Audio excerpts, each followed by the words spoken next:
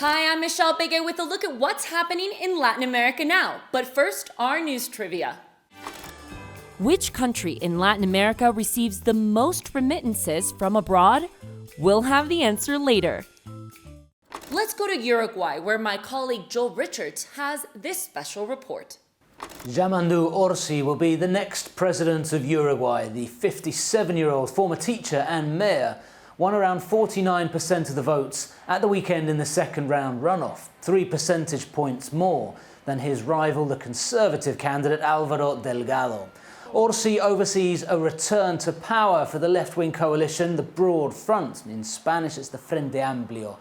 The coalition governed the small South American country between 2005 and 2020. The president-elect Orsi visited his mentor, José Pepe Mujica, on Monday, the day after winning the elections. Mujica was president of Uruguay between 2010 and 2015. He introduced a series of progressive policies while in office, and even at 89 years of age, Mujica is viewed as the mastermind of the Broad Front's victory in these elections. After drawing on inspiration from past leaders, Orsi will accompany the outgoing president, Luis Lacalle Pou, at the Mercosur Leaders Summit in Montevideo next week. It's a clear sign of a smooth transition of power. The electoral campaign featured virtually none of the divisive politics that have been seen in other recent elections across the Americas, and it sets Uruguay apart from its regional neighbors. In Peru, a bus with an estimated 57 passengers on board collided head-on with a van before veering off the road. The accident occurred over the weekend. 48 hours later, 12 people were reported dead. The bus was carrying students, teachers, and parents on a class trip from Piura, a town in northern Peru, to the Amazon region. Peru sees a relatively high occurrence of these bus accidents in the Andes Mountains, due mainly to winding roads. The Ministry of Transport and Communications of Peru reported more than 3,000 traffic-related deaths in 2023.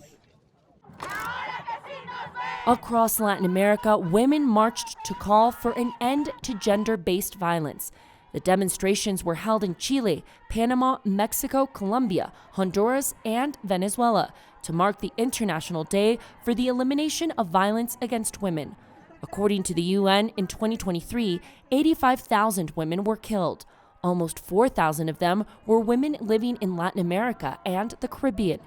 That translates to an average of 11 violent deaths every day due to gender.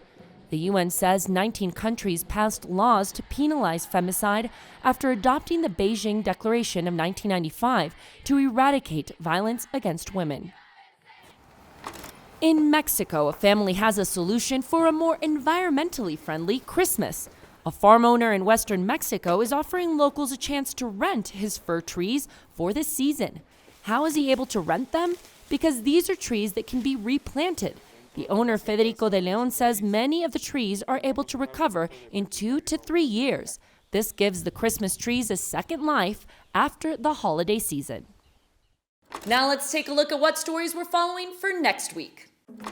We're following Brazil's investigation into an alleged coup attempt to prevent President Luis Inácio Lula da Silva from taking office.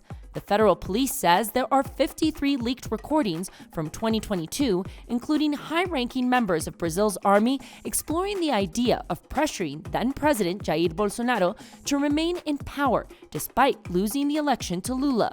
The police concluded that 36 people were involved in the plan. Bolsonaro left Brazil many days before the inauguration.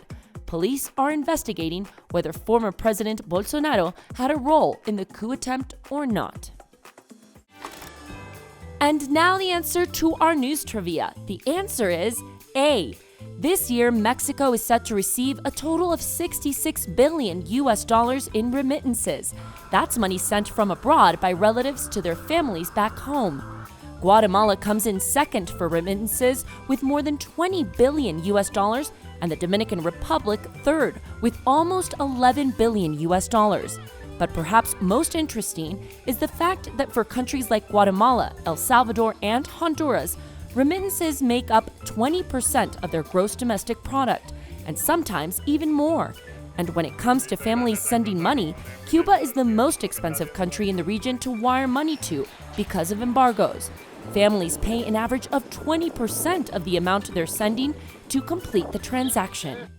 And that's it for this week. We'll see you again soon on Latin America Now.